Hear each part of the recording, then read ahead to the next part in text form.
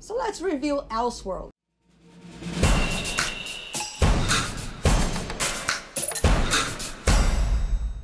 What's up, everybody? Today I'm here to review the CW crossover Elseworld. I just finished watching and I'm ready to give you my opinion. Now, what did I think about this crossover? I thought overall it had really great moments and it was pretty fun. You know, I watch the shows, but I don't really follow every single episode, so I know the characters, but I gotta say, of all the crossovers I've watched, I think this was my favorite, even though I still think there was a lot of problems.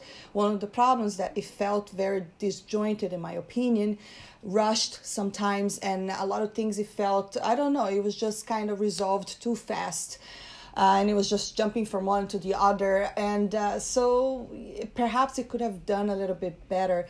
But again, I thought that overall it had great moments and things that I enjoyed very much. So let's start with episode 1. I think the best thing was to see Oliver Queen in Barry Allen's role, as well as Barry Allen being Oliver Queen. It was just a lot of fun to watch these characters, playing. Not playing themselves, because you could totally tell. For instance, if you look at Oliver Queen in the Flash suit, he kind of looked a little bit ridiculous, in my opinion, and I think that was the point, because he's not the Flash. You know, the same thing with Barry Allen wearing the Arrow suit. You know, he's really not a dark character, he's bubbly, he's a complete opposite, and it was very funny to see them swap roles. Very nicely done. Enjoyed that very much. The other thing that I thought it was awesome was the callback to Smallville. They paid tribute to Smallville. You know, they shot at the Kent farm from Smallville. There was the Somebody Save Me song. And to me, as a huge fan of Smallville, that was the best moment, to be honest, because I was like, I wanted to see Tom Welling walking out of that barn, because I really, really enjoyed Smallville. And Smallville is what started it all. You know, it was the first show that started this whole superhero things on CW. First it started with Warner and then CW. So great tribute right there. Enjoyed that very much. But I have to be honest, this Lois Lane and Clark Kent, I am still not convinced. I would have to see more of them in order to... in order to actually buy that these are Clark and Lois, because to be honest, I just don't think Tyler really looks the part. I don't think that he looks nothing like Superman. In my mind, I'm a huge Superman fan, has always been. Superman is my favorite character. Lois is one of my favorite characters. I love their relationship, but Superman, I've always pictured Superman as being this really big guy, very muscular, you know, extremely handsome. I don't know, I just don't think he looks way too normal to be playing Superman. And this Lois, I wasn't very convinced either. Again, they might grow on me if they keep returning to this, to other episodes. I would have to see more to see if they would grow on me, but as of now, I think they had cute scenes together. One of them was the proposal on episode 3. I thought that was really cute. But other than that, I still think that this does not really portray Clark and Lois, you know, and I think it has a lot to do with the casting. So, but then when Barry Allen and Oliver Queen get to the farm, I thought that was a really fun thing that happened over there. You know, Oliver Queen trying to teach Barry Allen how to use his skills, and I really enjoyed that, because that very scene shows how different these characters are. How Barry, it's, you know, he kind of this positive force that he sees. He tries to make the best of everything, while Oliver Queen is always so dark and always so serious.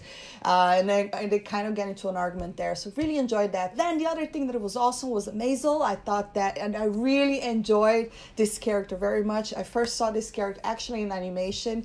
And obviously you have to take into consideration that for TV shows, they don't have a bigger budget.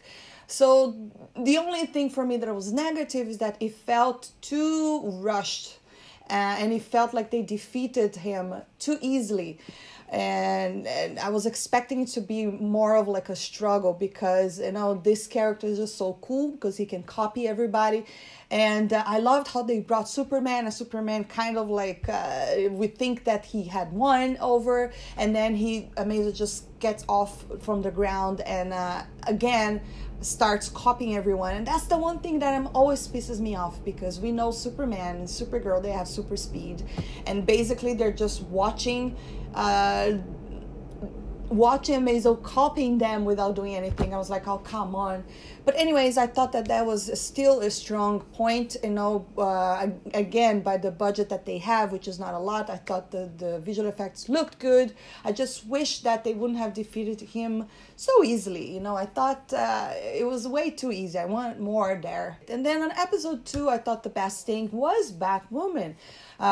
There was a lot of buzz around Ruby Rose portraying this role, and to be honest, I didn't really think that her acting was great, but I think that she still looked great, especially when she was in the costume. I've seen pictures of the costumes prior to the show, and I wasn't 100% convinced, but I think on camera it looked really good. I liked the way that she carried herself. I could totally believe that she was Batwoman. Now, I don't know if she would be strong enough to be carrying her own show, but I mean, who knows? I guess with time, if she's appearing here and there, she will begin to grow on people even more. But let me know, did you enjoy her Batwoman? I'd love to hear your thoughts. Drop a comment below there. So I thought that was really good, but the weakest point of episode 2 for me was Arkham. I just thought that there's so much that you can do there, and it was just completely wasted. Even the choreography and the fights, I was like, it was kind of boring, and also I did not like the way Gotham looked, because it just looked like another ordinary city. And I don't know if you go back and you watch the show Gotham, for instance, I really think that they nailed the look of the city and the way that people dresses, the way it's just Gotham City is always supposed to be completely different, and that's the one problem that I had, because when they get to Gotham, it's supposed to be this dark city. Everyone is supposed to look different. They dress different. I don't know. I just didn't feel any of that. I was definitely not impressed.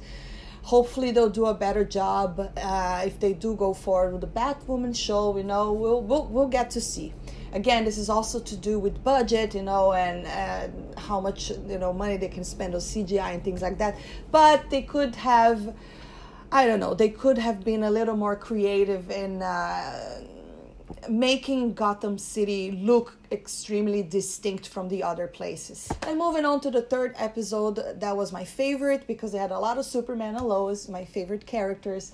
Although, like I said, I still Tyler have not grown on me as Superman yet, mostly because I don't think he looks anything like Superman.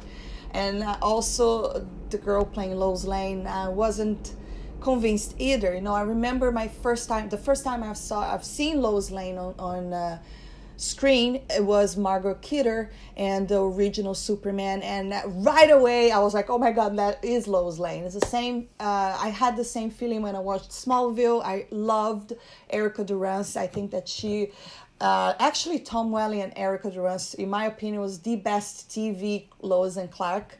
I also love Dean Cain and Terry Hatcher. Their portrayal was also absolutely amazing. Love them, but this particular character from the Arrowverse, I'm still not convinced. They would have to grow on me, like I said before. The 3rd episode had a lot of really cool moments. One of them was to see the black suit for Superman. I thought that the suit looked really cool. I loved the scene where he's... in fact, I thought that he was supposed to be the evil Superman, but he was not Superman, the evil Superman. He was actually the guy that changed reality. And that caught me by surprise, because I thought that the whole storyline would be, this is a Earth where Lois Lane died, and that's why he went evil, and they would have to get together to kind of fight him.